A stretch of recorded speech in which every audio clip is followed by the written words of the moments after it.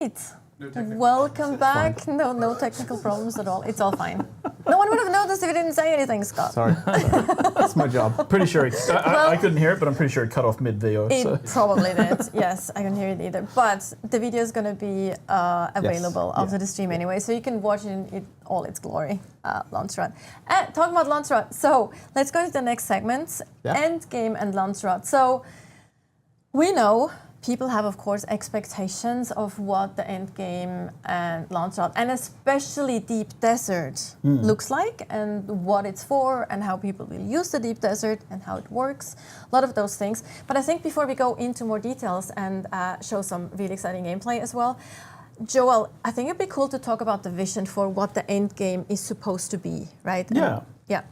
I think, like, going back to when I joined the project, so this is 5 years ago, right? And we were talking about what is a good survival game, like, because Dune, we were making a Dune survival game, and we were talking about what is the vision for an end game in Dune, and the kind of the goal and the idea, at least in the beginning, was like we started with, hey, like, you start by surviving in the desert, and it's that raw nature versus, mankind kind of thing. It's the sun, it's the sandworms, it's the storms.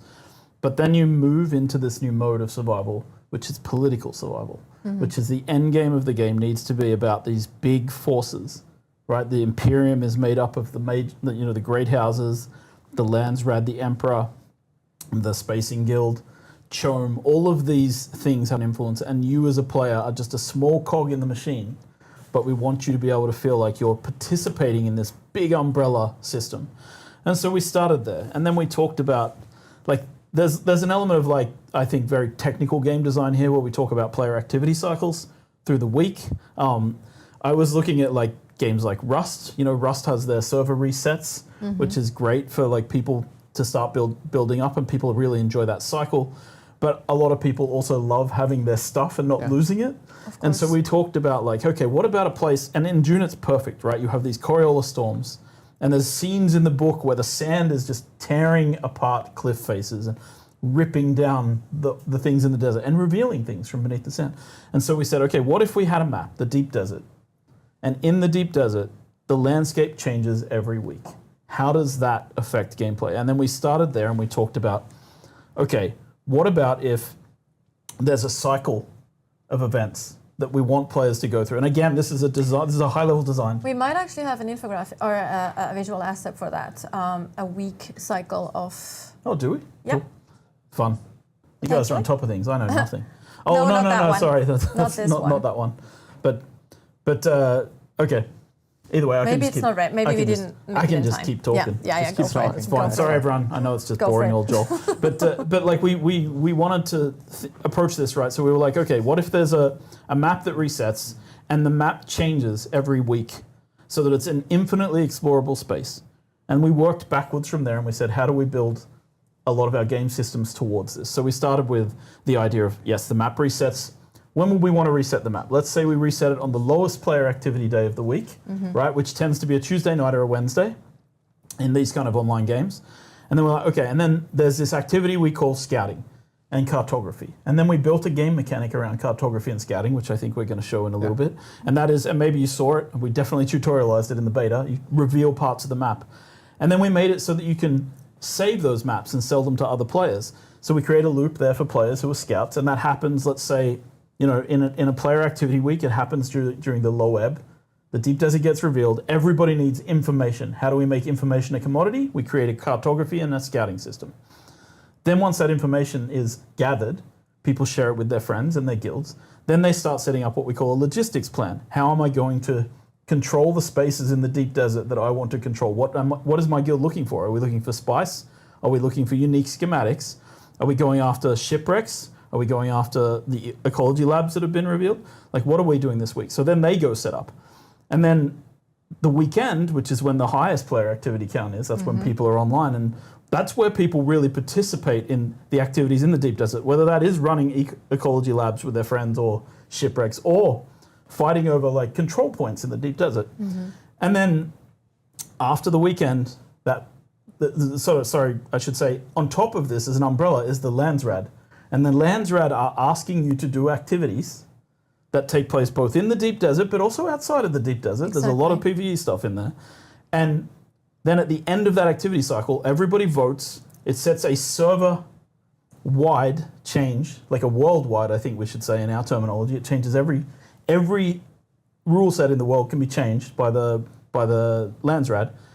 And then the Coriolis Storm happens again on a Tuesday, and we start over again with a new weekly cycle. And this is kind of the vision and dream for how the endgame should play out and how we would like it to work. And yeah, I mean, we'll talk about how that we've set everything up for this to be the case, but of course, no plan survives first contact with players. So another point I would like to make is just we're a live game. We'll continue to tweak and update these things. So, but let's maybe look at and talk about it. Yeah? Yes, let's look at some gameplay. Actually, some activities that you might be wanting to do. So we have like actually a team here that will now go into the desert. Okay, so we've gone through the overland map. Yeah, we're and in the shield wall. We're in the shield wall, which is the southern part of the deep desert. It's the PvE area. Correct. Yeah. This is the PvE space. It was important for us so that people that are scared of PvP or reluctant to get engaged with it, right, that they had a place in the deep desert that they could go to without, instantly getting killed as soon as you're coming through, like in warping in, right, gate camping or whatever from other games. And this is also where you set up your base of operations. Yes. The very first area, because the deep desert is gigantic. There's no water here. Yes. And you need to have the logistics set up, and Yep. like you can go there by yourself. Like I fly there on beta. I try to stay away from people because, as we said, we're not great at PvP necessarily. People call it ratting. Right? Yeah, ratting. You can go in and rat. Oh, I'm totally right. Raid. Absolutely. But just to point out one thing here, because these guys are using. So again, coming back to like how do we get towards this vision? We started with how do you build this is going to get wiped every week. How do we encourage people to build bases? Well, first of all, we created this blueprinting system. You bring the diagram of your base, you place it out, and you build it quickly, right? This is very fast. It doesn't take very long when you're with a few friends. You get a base put down, you build it up quickly. This is part of the logistics cycle of the deep desert. And you can either bring the resources from Haga Basin and all the vehicles that you're bringing with you, or you can harvest there's quite a bit of resources in the shield wall. So you can set this up. So this is what's happening here. We're building a forwarding base. Exactly. I was going to say that this is obviously a forwarding base because it is kind of very boxy again compared to like the actual home bases that we saw earlier. Because this is all about efficiency, right? Yes. And like fitting your the storages and the all the machines that you need. Now my brain just stopped working. Fabricators. Thank you. Yeah, and we made a change, or not a change. It's just the building costs are different in the deep desert, so it costs half as much to build everywhere. Building and you is get 100% faster. when you're breaking things down. Just because we know you're going to be redoing this every week. There's Yep. going to be some loss, right? So we're trying to make it easy and accessible in the ways that we can, while still keeping the threat there. Yes. And the intensity, right? Yes. Yeah, I think that's it, right? Like the deep desert is a little bit about that tension as well, that feeling of like, so we're building here, it's the PvE area. I expect people to build their primary like weekly base in the PvE area and then maybe set out some logistics bases so that they can do things like refining spice. And that's where it becomes an interesting kind of like, we'll see how people play out these scenarios in the actual deep desert in the game, but this is kind of the expected behavior. This is what we hope people will do. And we've tried to build all the mechanics into place so that people can do this, right? And that's been a large part of it. You also see co-building here. There's actually several people working on Yeah, this. everyone's working together, right? Yeah, And which is super nice. That's too. the guild focus as well. Like Exactly. it is a multiplayer game. It's really important to make sure that people can play together and do things together. And I think the fun part in this game and this style of game is that it extends beyond like the traditional MMO experience of like we can fight things together, right? And we can role play together, but you're not building things together, you're not crafting vehicles together, right? We have those options, which is nice. And it's just cool to see how quick you can use the blueprint system to get like a gigantic base, right? Yep. Even though it's utilitarian, right? But it does what it needs, and it's quite impressive. Yep. I know that people were also wondering that you won't be able to, copy that your setup inside. So this is literally the blueprint is for the building itself. So everything inside. Correct. Yeah. Yep. Yeah. You still have to put the placeables in. So we're behind the shield wall. I think we've just left the base now. Yeah, we're actually And we're just showing a little bit of the PvE area here. so this as is well. this is behind the shield wall, and then you come out into the deep desert. And this is like I think oh yeah, sorry, behind the shield wall there's also PvE elements here. This is the PvE space. Yeah. So there are things like shipwrecks that you can raid. There are like eco labs behind here. So there is a section of the deep desert. I know people are really worried about doing PvP. There's a whole section here. It's 24 kilometers long where you can actually go and like do the PvE part. And we're about to see, well this will take a few seconds. We're actually survey. We're in the middle of just the survey. surveying So now we're surveying the land in this section, and we'll see the segment reveal itself. And this is like one of the PvE segments of the deep desert. And what you'll see here is that we've surveyed one square. And just to give some context, that's one of 81 squares within this map. So there are 81 of these squares. It's huge. Yeah. We're actually also seeing the sync chart that you mentioned earlier as well come into play. So now I don't know whose name it is, but whichever player it is crafting a. They have surveyed. Camille Now is they're going to crafting a craft survey, a sync chart. They have crafted a sync chart of the deep desert. It tells you in the information which sector of the deep desert, who created it, how long ago it was created, so you understand whether the information's out of date or in date. They're going to share that sync chart with their friends. Yep. And then their friends, hopefully, will be able to switch camera perspective and see their friend apply the sync chart, which saves them having to explore. Yeah, so this is that exactly. cartography loop. You could go out with like a really quick ornithopter. Look at this.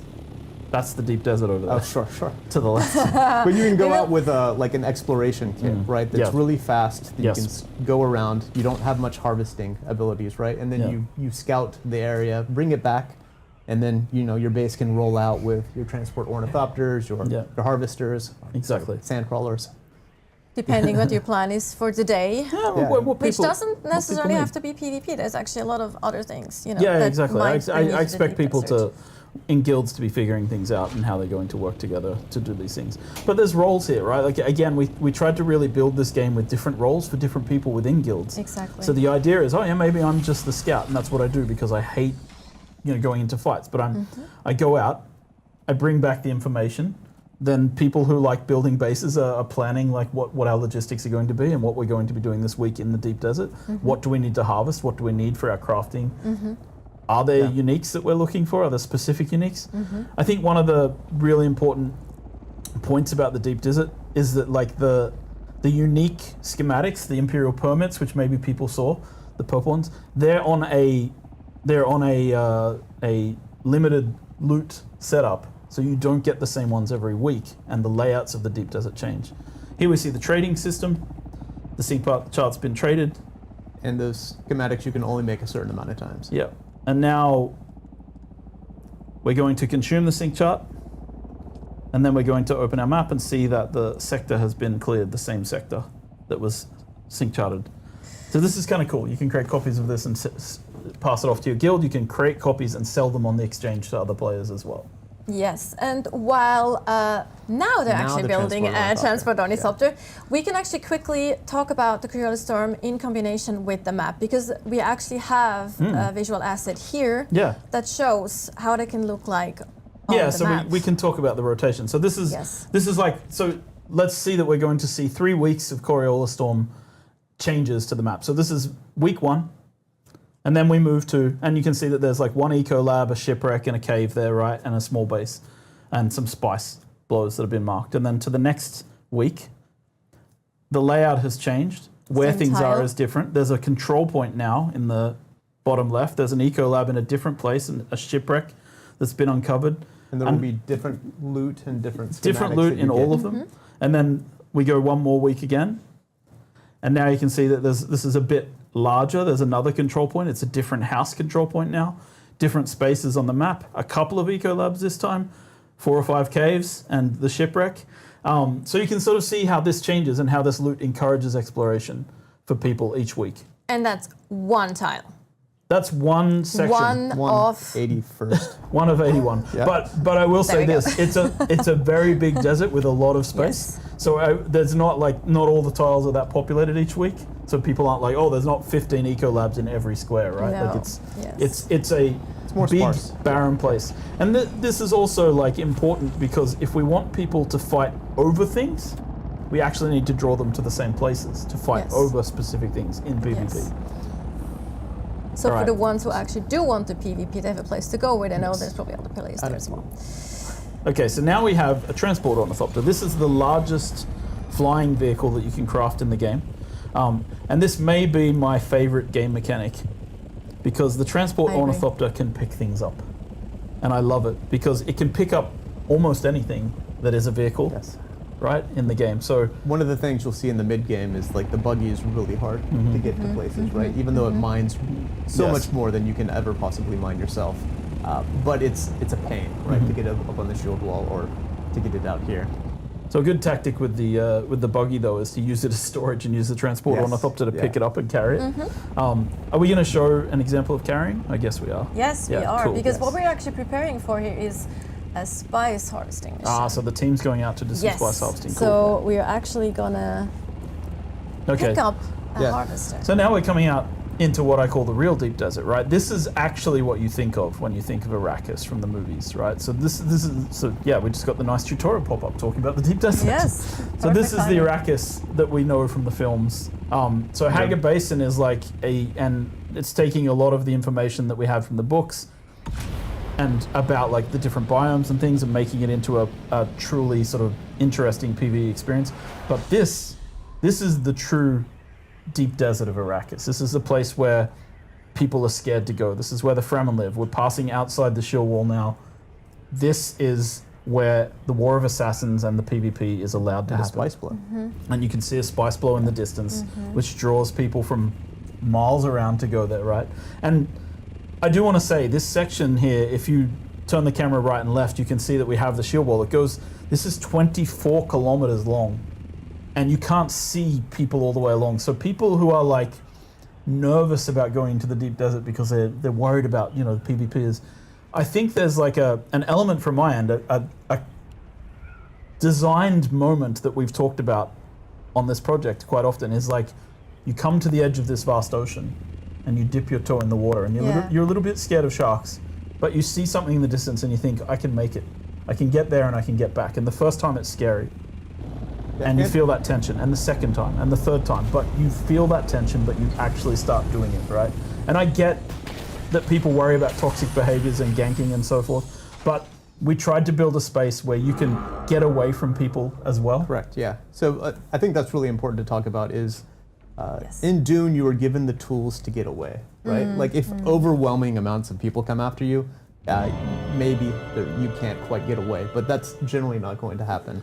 So a lot of it is more about, PvP is about controlling a point and like having to give up that point if you don't Yes. feel like fighting. Fighting over things Fighting instead of kicking over- down yes, sandcastles. exactly. So on the Landsraad here, this is kind of interesting, right? So you can see the Landsraad's in the state of like, if we claim this as the Atreides, we're going to win what we call a Sisselrad. And a Sisselrad means that we're going to get the voting power for the week. So a Sisselrad is when we can complete a row. So normally, if you were Harkonnen and Atreides in this situation, you'd both be fighting over this particular control point because you really don't want the other one to win for the week. But normally, like it's kind of, you're always blocking each other and causing like the other team to have to, go back and focus on filling out a row or trying to fill out as many squares as possible. So we're trying to take the House Haggle? House Haggle owns this control point in the deep desert. We're in the deep desert as Atreides taking over this control point on their behalf. And you can see it's just this control point. It's a place that you have to defend in the deep desert. It'll draw other people and it will earn you points over time. It's a classic control point in the deep desert. One other thing, just if you stop for a second here, one other thing I just wanted to point out, one of the feedbacks we had in beta was about team markers. You can see our new team marker system in the game here. It's deliberately only for the 4-person groups. I will not allow this to be in the game for guilds because I want, especially I know people talk about Zergs. I think when Zerg guilds and there's 40 people attacking each other on the screen, if everybody can see who's in their guild, it's very easy to target the people that you're trying to Zerg. But if it's just the group, then it's much more difficult for Zergs to actually not do friendly fire. Yeah. And there is full friendly fire on guilds. I mean, they can do it if they work for it, right? They can make sure everyone has the same swatches and the same armor. So there is ways to do it, but they have to work. Dressed like and infiltrate. Yeah. Exactly. Quickly switch to your, exactly. Yeah. So that's we didn't want to take no away artificial. Yeah, like it's been one of my. Let's say I will say this is one of those things where I have had to fight with a lot of developers on this project about this. There's a crashed ship down there, by the way. It's kind of cool that you could also go loot that. But like it's like giving too much information for free to players actually limits our ability for people to have politics and intrigue. Yeah. Because if I can see your name over your head, I know who you are, right? But if I don't know who that is, and you dress in my clothing and you walk into my base and you follow me around, it's like I might just think that you're my friend from the guild, when in fact you're just like, you know, trying to infiltrate. And we want to allow that possibility because that is Dune. At its core, that is how things work. There are plans within plans, there are groups within groups. I remember that from early on, where your kind of law was information has to be earned. Oh yeah, for sure. That was a very early thing. Can I just point out that we just Very crossed cool. a server border? Yeah. Like Sure. our game has server meshing tech in the deep desert, and it's been a very painful technical thing to get working. Yes. But we just crossed a server border. You probably might not have even noticed any sort of hitching or anything because it's very seamless. And again, shout out to our technical team who've been working their butts off to get this in good shape. But we just crossed a server border from one server to another, and it's basically not visible, which is great. Yeah, what we call like authority transfer. Authority transfer between servers, yeah. So now we're picking up a random sandcrawler and bringing it out to the spice harvesting field. So, I mean, I love that. I love that mechanic. I think it's fantastic fun in the game, just picking things up. The transport ornithopter is quite slow. Yeah, it's very slow. So it is dangerous to go out just in the transport ornithopter. And you can, of course, sit in the harvester Yes. while being Yeah, you can, transported, which is really fun too. You can also, Yes. I think the transport also has like 5 seats as well. So you can bring a whole little group with you. Or have them standing on Kidnap top. other enemy harvesters as well, which is also super fun to do. But we should talk about spice, because Yes. that's really ties the entire end game together, right? So Yeah. all the tier, the tier 6 or the last like set of resources, right? Everything requires spice to craft it. So your end game gear, your end game tools, end game vehicles. Everything end game requires spice for crafting, essentially. And also, we mentioned the Landsraad. The Landsraad has always the center square of the Landsraad requires spice to win. It's important. The Sandcrawler is like, it's not the full harvesters that you've seen in the films. Those are owned by the big houses. But as you can see here, this is like a little raid event. We just placed a thumper on the sand. We have a guy on a bike. He's riding around dropping thumpers. You should also hear it actually on stream now. You hear the thumpers are really important because sandworms roam the deep desert. They will be coming, and you need to be placing out thumpers to distract them away from that sandcrawler while it's harvesting spice. And you want to keep it on the spice as long as possible, just like in the book. You want to stay on the spice, earn as much profit as you possibly can. You can even see the trail that the sandcrawler is leaving in the spice as it sucks up spice into its little vacuum pack. Yeah, so the sandworm stops being, it not stops, but it's less of a threat as you're going throughout Hogga Basin into the mid-game. But then at the end game, right, there's sandworms all over the place, and it becomes a threat again, especially when you're trying to get spice from the sands. So you saw the sandworm just took that thumper. Hopefully our intrepid thumper placers have put out more of them. They're totally well organized. They have like several people placing out thumpers. They have like the scouts here in the air that we see as well, which is really cool to see. Looking for worms. Plus our transport to be ready for any kind of danger that might occur. And so as soon as the sandcrawler, like the person driving the sandcrawler knows that they're the target of the sandworm, they need to radio in and be like, get me off the sand, so that the transport ornithopter will pick them up. But at the moment, I think we're using the thumpers effectively as a team, and this is a part of it, right? Like, this is why the deep desert is very Dune. I don't think you have this experience in any other game, and the idea was to create this. So if you are here with your guild, there's something to do and it's fun and it's interesting, but then other players might show up as well, and that's where it becomes another step, right? So you're saying it's not just reskin Conan Exiles? Is that what you're saying, Joel? We could talk about what the word reskin means. We could talk about, like, you know, that some of the best games in the world are reskins of other games. So you see here, though, that there is a lot of sandworms that are popping up here constantly, which is both fun to see but also terrifying. There is a limit to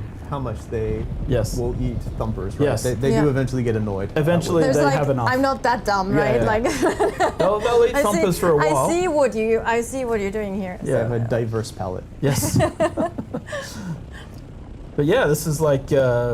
You also see nicely the scouts around. To Yeah. see like also potentially looking out for sandstorms Yeah, coming in. Of sandstorms, course, yes. Yeah. they're kind of Worm sign. devastating in this particular. Yeah, worm signs. Enemies coming in as well. Enemies coming in. potentially. Yeah. So yeah, it's this is kind of the experience of like harvesting spice in the deep desert from a large spice blow. And there are smaller spice blows like that you can come to Yeah. with a smaller guild. We also have them in Haga Basin, of course. Yes. Just way There's smaller than just a this one. couple ones in Haga. Yeah. Yeah, it's very limited because we wanted spice to be a rare resource that you need to go out here into the deep desert to And, get. and talking about like concentration of people, like the spice blow you can see from really far away, Yeah. Yes. right? Yeah. 20 plus kilometers Yes. away. So you do need to bring some friends to be looking out for other people coming in. Yep. There's another thumper down there. So I know we've seen some comments from people that are like, well, you have to go into the deep desert to get like the highest type of gear and such. What That do is we? not true. We have the exchange. We just showed that before, right? So you can be somebody that is making something that a person on the exchange would want, right? That goes into the deep desert to get spice or to get, like some schematics. They can go to Arrakis or Hargo Village, post that, and then you can trade it on the exchange.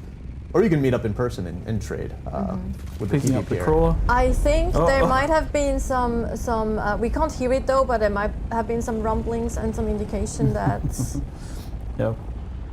We. I think that they got worm sign big and they need to threads move. is Yeah, we potentially do have a coming. known bug in the game where the spice color disappears from the sand. It's still there. Yeah. But yeah, so it's happening. Well, Oh, There he is. That's why they. and Yeah, there's the we can grandfather actually worm. hear that. Yeah, that's shy. It's great seeing the little sandworm. Yeah, the right by little tiny big one on the side. You can see the scale. little baby like getting into the action there, This is the ringmouth worm. That's the ring mouth. Yeah. and that's uh, gonna swallow everything That that's one's in the big, yeah, middle. yeah. They're like just everything there is lost. It and it's takes just a like lot. But these guys managed to succeed, and they can take their haul out of the deep desert today with them. very well prepared. Yeah. They were well prepared. Very well prepared. So as our crew here is now going back to, actually maybe we can explore a little bit because we do actually have Imperial testing stations here as well, and I think we're actually somewhat close to one if I remember correctly. So we can maybe show that from above as well. Again, to just bring it in that there is a lot of content in the deep desert that is not just like flat out PvP, right? So we really Yeah. want to Correct.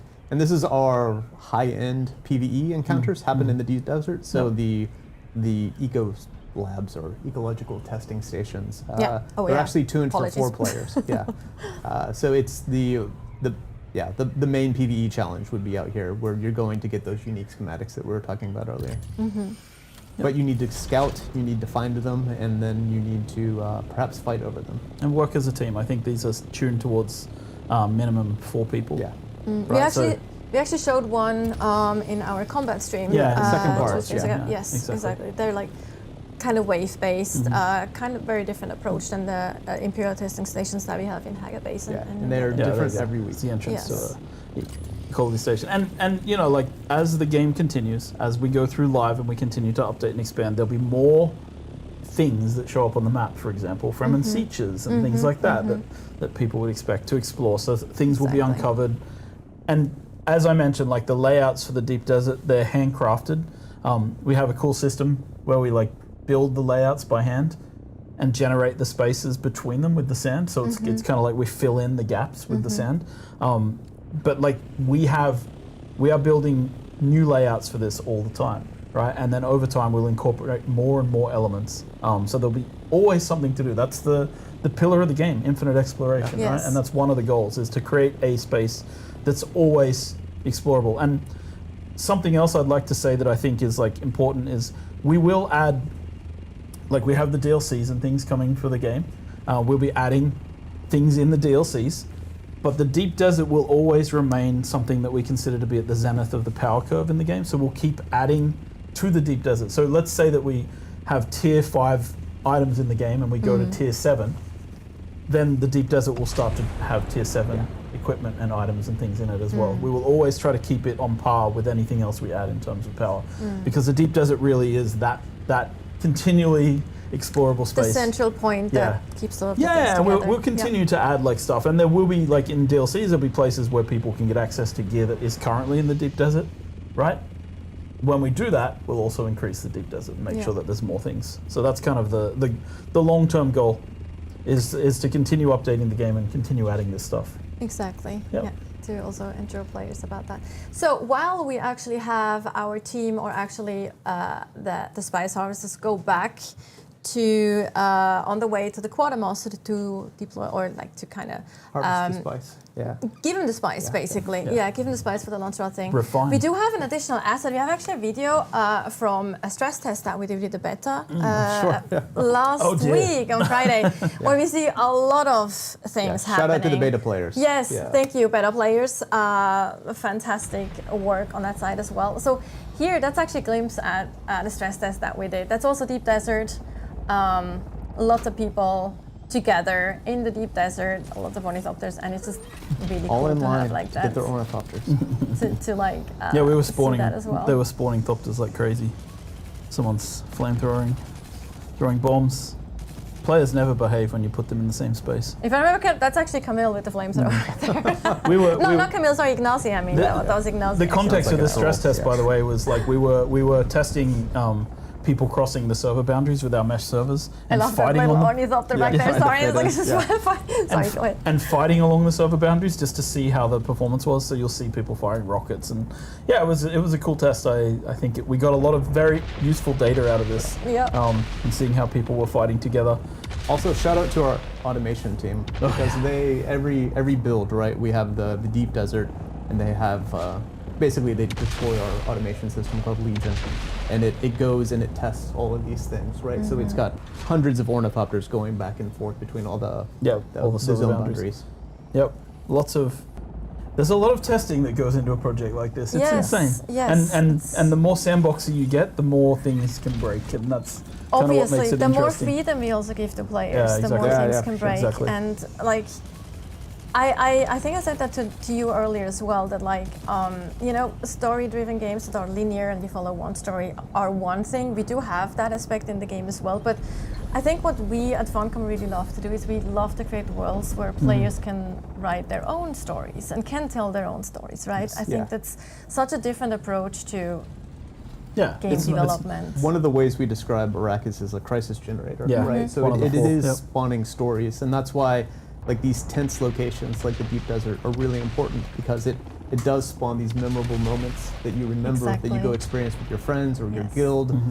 You make friends, you make enemies, and that's really important to like fully experience the politics and intrigue of Dune. 100%. The power of multiplayer, right? Exactly. Yes, like I remember, like we had a lot of really cool. Before we go back to actually delivering the spice, we had actually a lot of really cool moments from streamers and players and YouTube content creators about the beta weekend or from the beta weekend. And I remember one moment, I call it the GTA moment, where one of the streamers, I think he was harvesting something or something. Yeah. Oh no, he was downed. He was downed by an enemy. He was downed but not out. Yeah. And then the other one comes in and just drives over the enemy that was like targeting him, and he couldn't stop laughing. It's like these little moments that make, that create those stories that are so fun to share as well and are unique to you then. And it's like, and that is, I think, where for me, that satisfaction of really creating those worlds comes. Yeah, I think is one of the things, like we get a bit of I mean, it's fine. Like we get feedback like, oh, jank, right? Like, being able to stand on top of an ornithopter is janky. It is, but when they asked me if we should remove that, I said no. Surfing on an ornithopter is actually very cool. Why isn't that cool? Like, why isn't that something we want? So like sometimes, we make those choices as well. Like it's like, this might look a little weird sometimes, but you know what? It's way more fun when you can do it. Yes, it's way more fun when you can do it. The meta on beta might have been, surfing on ornithopters, shooting people with assault rifles. A little bit of that might be fixed now. We fixed some of the assault rifle issues. All right, so let's go back into delivering the spice now. Oh, actually, no, let's talk a little more. I actually wanted to ask you both a question. You actually have answered that recently in an interview, but that's not the reason I'm asking, because I plan to do it anyway. It's like, what is each of you's favorite thing in the game? I mean, you mentioned a few things that we saw, like the transport ornithopter and stuff, but I'm pretty sure there's other things that you're particularly proud of. So survival games for me, one of the best things they do is they make the world more interactable than other genres, right? So I think the team has done a great job of like using the harvesting system. Not only does the cut array like cut up the resources and get it, but you come across these like wrecked ornithopters, and every time I come across one and I'm cutting off the wings and getting the resources from it, it just feels great, right? Because it makes the game grounded. So I would say that whole entire system there is really unique with what we're doing.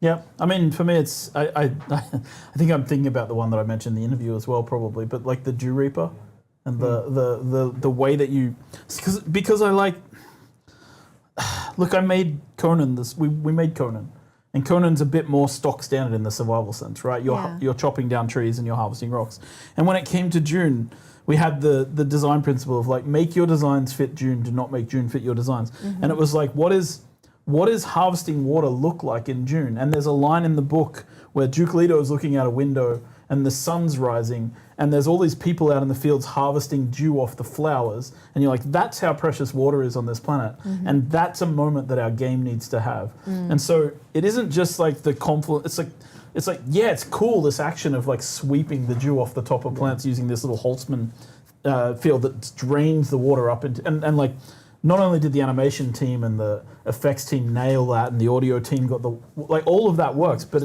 it's also like the back end, the time of day, checking when the dew harvest time is optimal, feeling like, and it's so satisfying to be out there like 10 minutes before the sun comes up, and you're filling just liter johns full of water because you understood the game system and you understood the timing. All of those things come together to create an experience that I think for me it's just like, you can't have this experience in any game except Dune. And to me that's the most precious thing, right? Like I feel like it's so good when all those things come together. Like as a developer, that's just the most rewarding stuff, right? And it feels good. And I don't really care if anyone else likes it because I love it so much. No, because I think it really nails it, right? Like I can't speak more highly of how cool that works, right? And shout out to the team who worked on it and everybody who did their part. No, because I get that. Because games are made by teams, right? To That's the other refine thing. spice. Yes, absolutely. So we actually made it now to the quartermaster, and we are So we're going to deliver the spice. Yes. Try to win the Landsraad. Okay, so these Took a while guys to get back. These guys ask you, so you, because you're sort of, you're a minor house or a minor house under the umbrella of the Atreides, you deliver Landsraad bribes to the quartermasters of the Atreides, and they make sure they get where they're supposed to go. So now we're delivering for House Alexan, we're delivering spice, and the House Alexan are a part of the manufacturing unit, which is where they, and so we're delivering 500 spice melange, and then they're going to make sure that it reaches them, and then that will, in a moment, change the Landsraad. So you can see how you have an impact now. So Landsraad is there under the social tab. This board refreshes every so often, so it's been a few seconds since the last refresh. Now we should be able to see our borders refreshed with a certain amount of spice. Oh, we didn't go to Alexan. You're on the wrong one. You need to go to Alexan. It's in the middle. The middle. Yes, and then we can see that we've delivered some spice and the goal amount has gone up, so that you can see that we've increased our goal amount with House Alexan there. So we've worked towards. Yes. Gaining So we haven't favor. worked like once we hit 70,000 points, and we can do any of these activities to earn points, like the control point. We can claim those. we can deliver fields. spice melange. But once we've done enough to earn that center square, then it'll flip to be Atreides and say that we've claimed it for the week. Exactly. Yeah. So that's great. Nice. So that was a little bit of a glimpse of what mid and endgame can look like. Obviously, that totally depends on what you like to play and how you like to play. There's quite a lot of options. We showed you a few of them, an approach of what can be done. We're also jamming like dozens of hours of gameplay into like a very quick presentation. Yes, 100%. Like this is very like preparation is everything, which is of course true for the game specifically as well. But before we dive into the Q&A, we are gonna take a quick look at the Mentat.